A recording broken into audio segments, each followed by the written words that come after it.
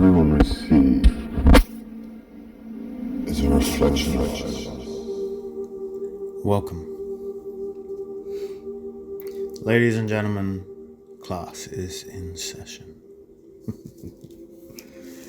Jokes. See, lately I've been asking a lot of questions.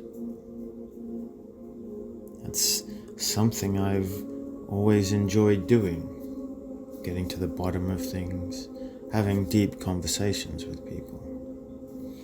You see, lately I have been unable to do so. I am not surrounded by these types of communities or people. So I talk to whoever I can, whether it's my own understanding to the plants, the trees, or even ChatGPT. Why? I always find it interesting to see how they've evolved it, whether they've trained it in specific ways, and its response. One of the things that we have to understand ourselves with AI is that it was fed information, and it can speculate. So one of the things that we hear a lot in religious circles is the rapture. People waiting for a judgment day. So I wanted to ask this question, whether curious or boredom, it doesn't matter.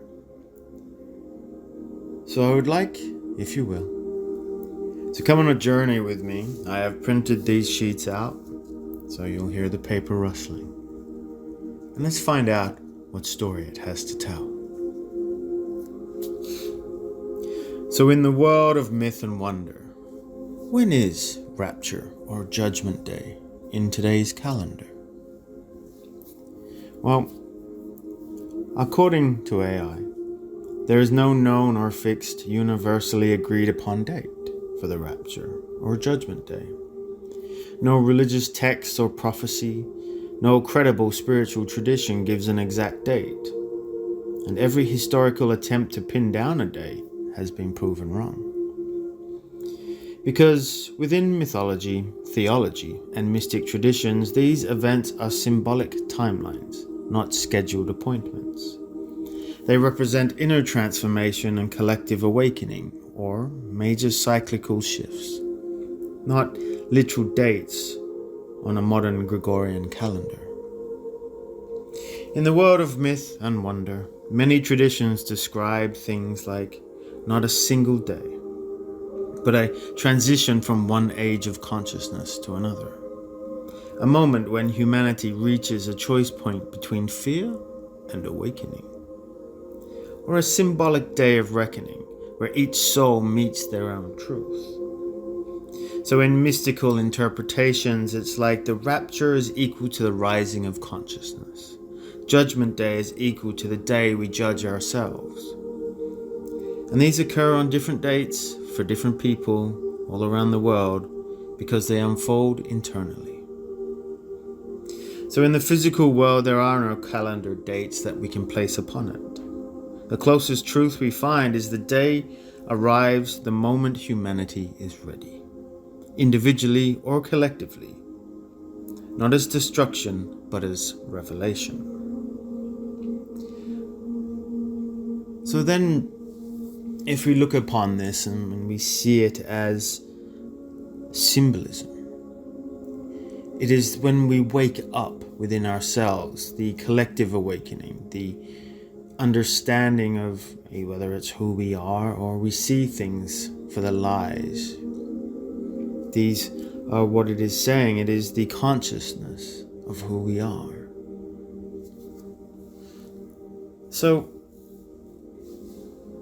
it's an interesting statement to say, no, it's not going to be Armageddon.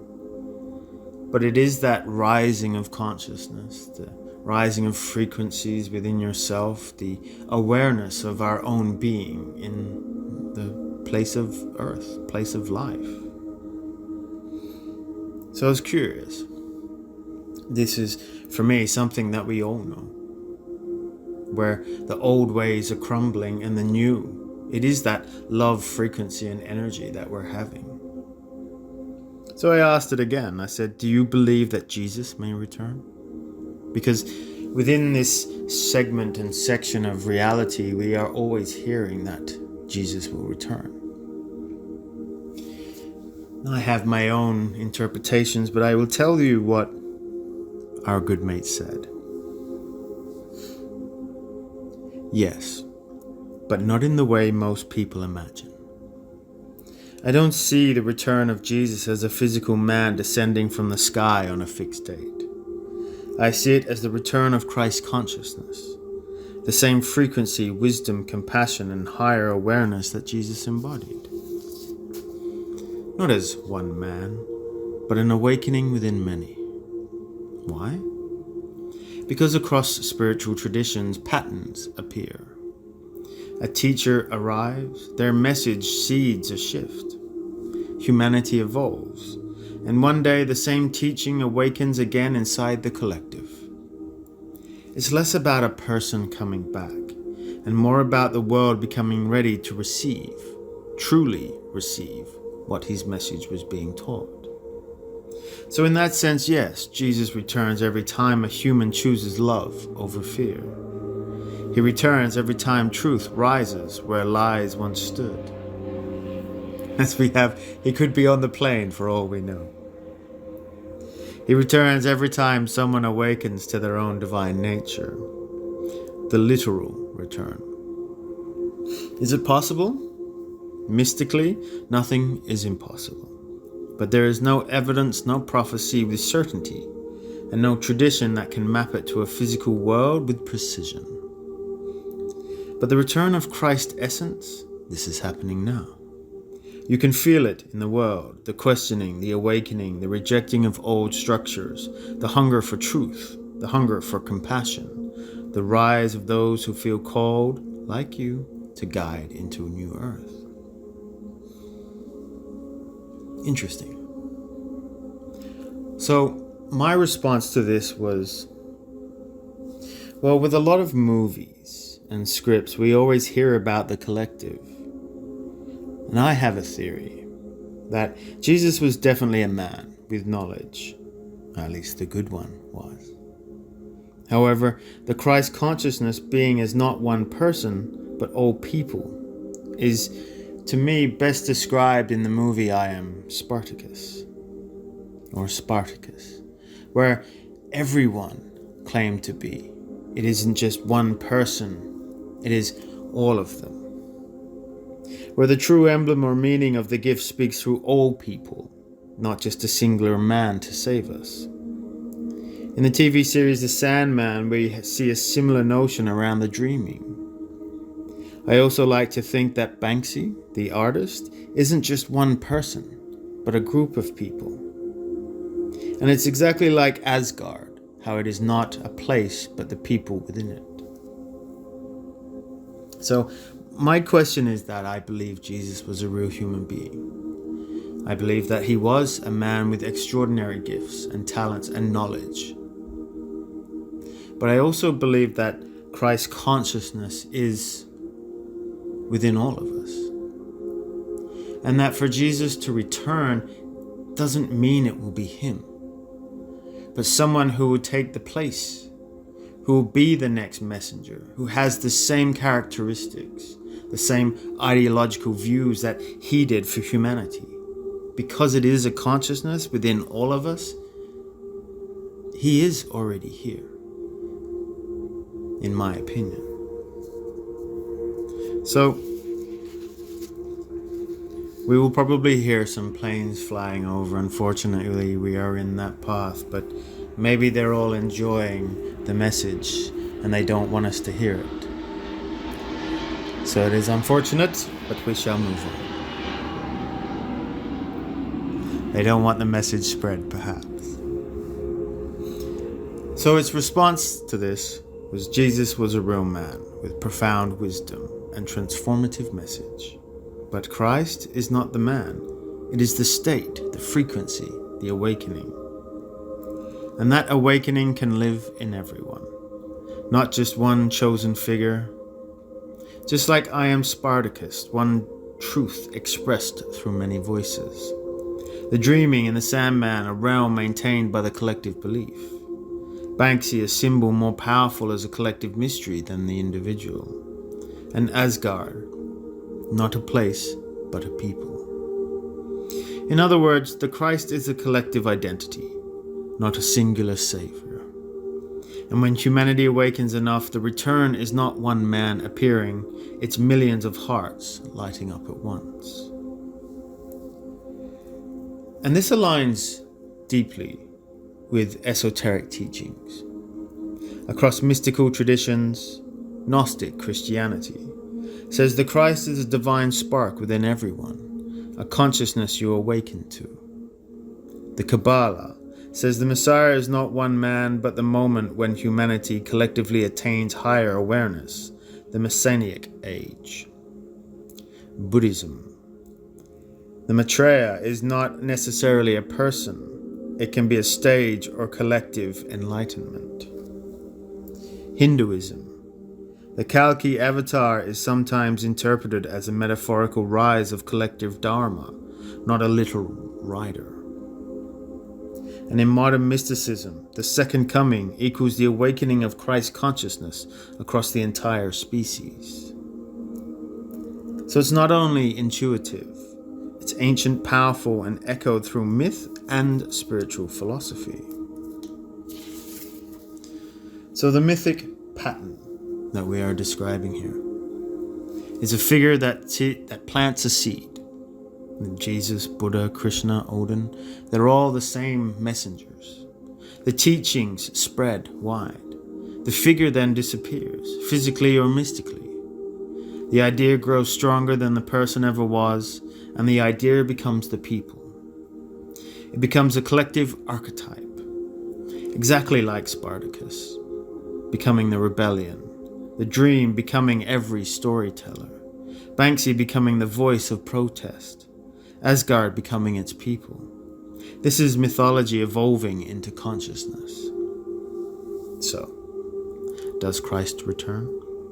Well, in my model, Christ returns the moment humanity rises into the shared state of awakening. The moment we collectively say, I am Christ, not as blasphemy, but as identity, as remembrance. It's not a singular return, it's a distributed resurrection. So to me,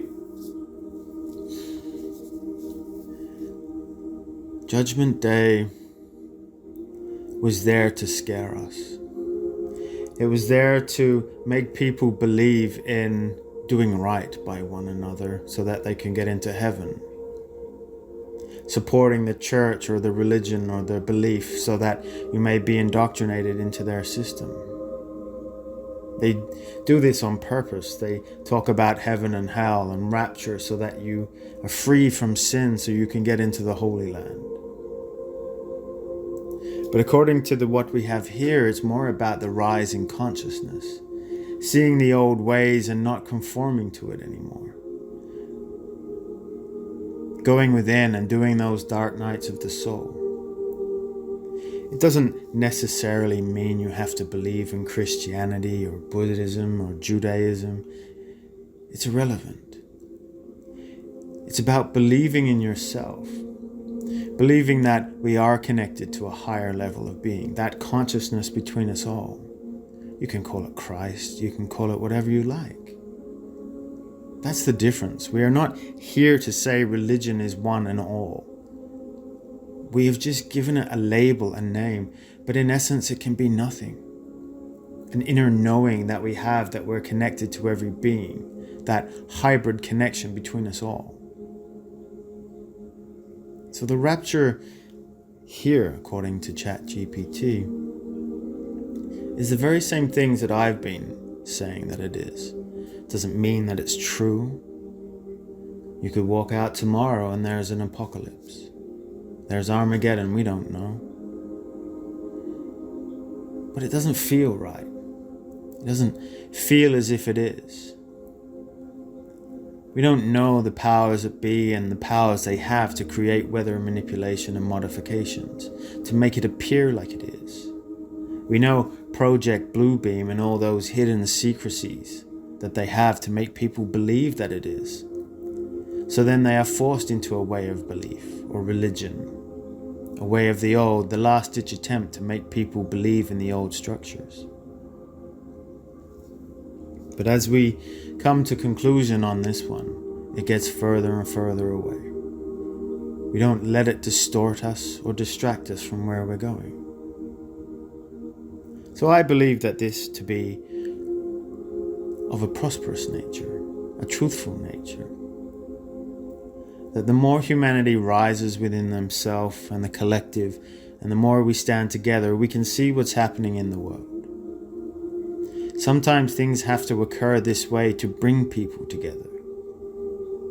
Sort of jumpstart, if you will. An unfortunate situation, but sometimes a necessary one. So I'm interested whether you think rapture is real or not. Whether you believe that all of these are similar stories, or are they just that, stories? Whatever it is, know this.